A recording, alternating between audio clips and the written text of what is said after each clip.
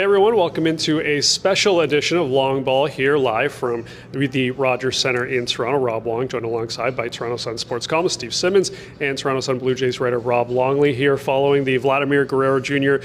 news conference, the official one, guys.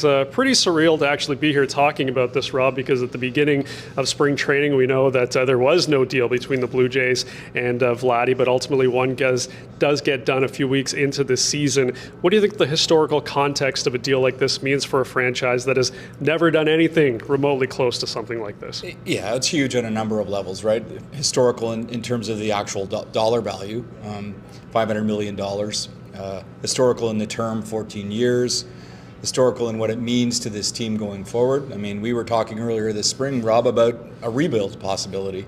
Now you don't rebuild when you got Vlad Guerrero Jr. In the fold for that long. I think what it does is it helps the current team live with a little bit more peace and certainty. And as I asked GM Ross Atkins today, what does it do going forward in terms of having Vlad Guerrero Jr. In the fold for that long? And he was honest about it. He said, it's going to help everybody in this room, but it's also going to help us negotiate free agent deals and maybe even trades down the road. I think sometimes we forget that Vladimir Guerrero Jr. had a terrific season last year, and the Blue Jays finished last. So, sometimes you can have that guy and that hitter, and it doesn't necessarily mean you're going to win 95 games or whatever the total is. Today was kind of surreal for me. I mean, I've been around the Blue Jays for a very long time, and I was trying to sort of think what other signing even came close to this one. And the only one I could even come up with was Dave Stieb, who signed like a lifetime contract back then, and the money was all delayed, which was unheard of in those days. Kind of like the Ohtani deal in some ways, and Steve was that master figure of the Jays. Now, can Guerrero get this team to the places it needs to go? Can he have a Aaron Judge kind of year? Can he have that kind of stuff? Today seemed so large. The numbers are so huge. The term is so huge. The smiles on everybody's faces were so real. The excitement in the room was real. But then you got to get on the field and you got to play. And that's where, that's what's going to be interesting to see what the Jays do with this going forward. Another thing that stood out with me is Edward Rogers was on the podium. I mean, he's a guy who does not speak publicly all that often. He's a guy who now is the most influential person in Canadian sports by far.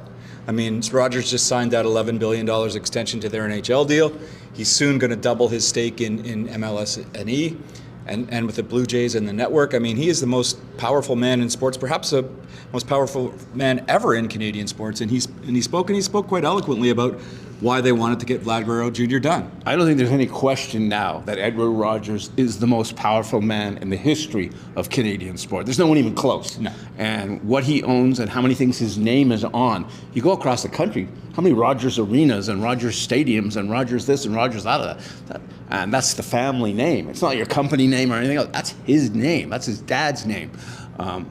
It's interesting to listen to Edward today because you don't get to hear him very often. And one of the things he said, I think at least 3 times, he talked about how do you pay for the contract? You win the World Series. You bring the World Series home. That's the challenge here. That's the challenge. It's not just getting to the playoffs, which they've been in sort of a second wild card kind of thing. It's not just winning a playoff round or winning a game, which they haven't done yet in the Guerrero time here.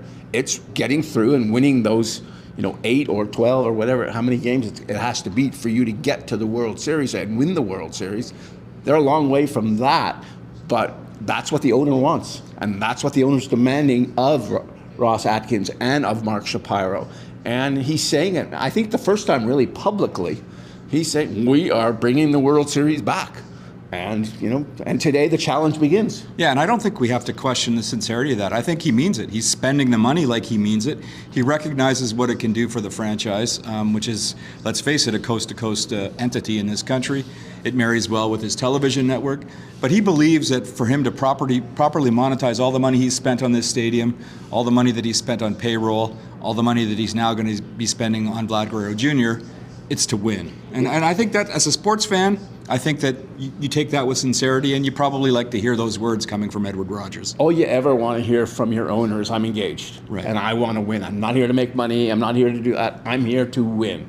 And he's going to say the same about the Maple Leafs and the same about the Raptors and pretty much everything else he owns now. He's here to win.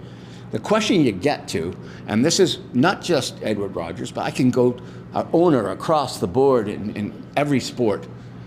Owners trust the people who run their operations. They hire them for those jobs. They believe in them doing those jobs. And sometimes they fall in love with them doing those jobs. And we saw that with Larry Tannenbaum over the years. No matter who the GM or who the president or who whatever of any of his teams were, they were the best, and he loved them. Didn't mean they had success.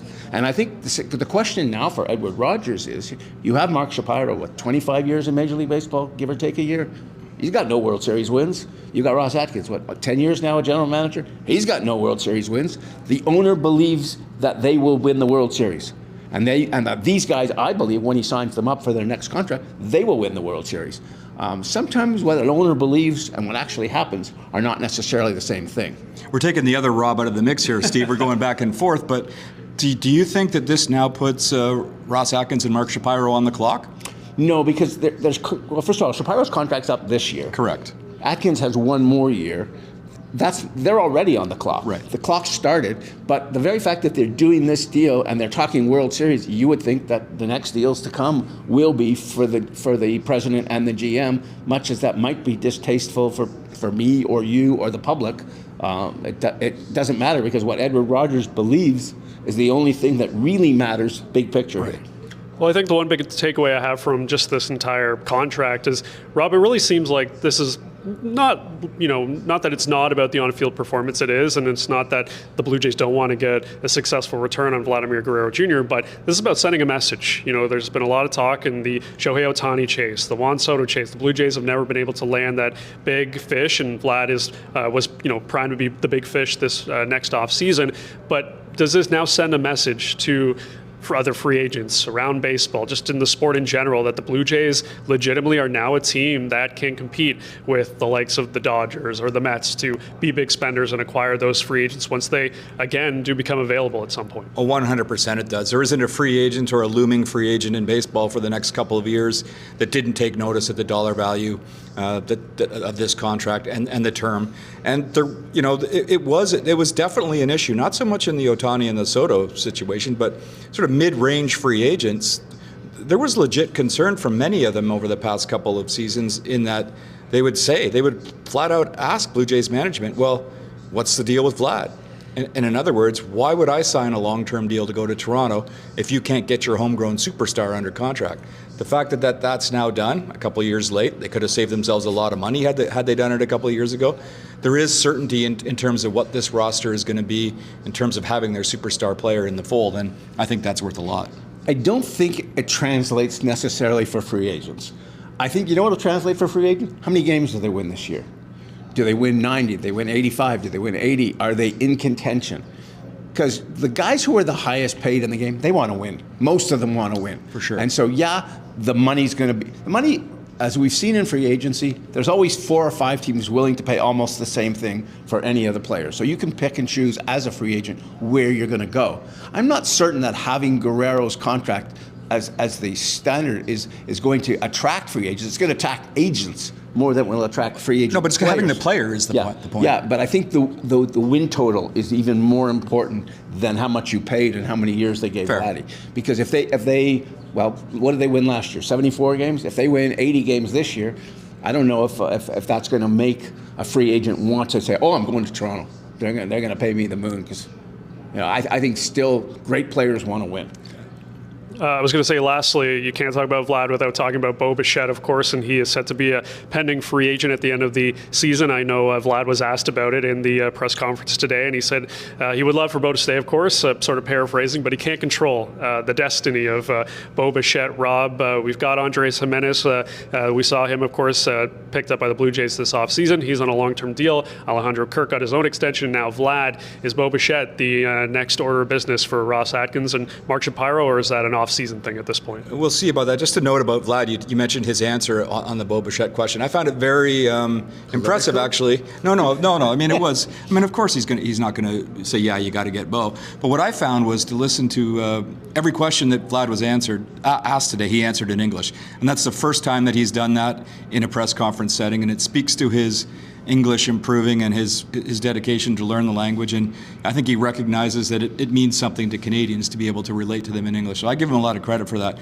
As it relates to Bo, I mean, I'm of the mind that he likely walks to free agency. I think there's no incentive on either side right now to get a deal done. Certainly Bo, based on his performance of last season, I mean, he has to prove himself to be a top hitter again like he's been. And from the club, it's the same sort of thing. I wonder how monetarily you can have both of those guys. I'm not sure what Bo would command, but I think it'll be an interesting story to follow through the season, but I don't think we're going to have an answer until the off season. The answer or the question coming into the season was, who is Bo Bichette? Because he had been great until last year, and last year was horrendous. And so where was he and who is he? And through, 15 games now? I think he's been terrific. I think his bat looks like it's back. He's got a lively bat. He's been pretty good in the field. I like Bo Bichette as a player. I always have, even through all the troubles of last year. I think you need great players to win championships. You need 4 or 5 in your lineup, if you look historically at who wins.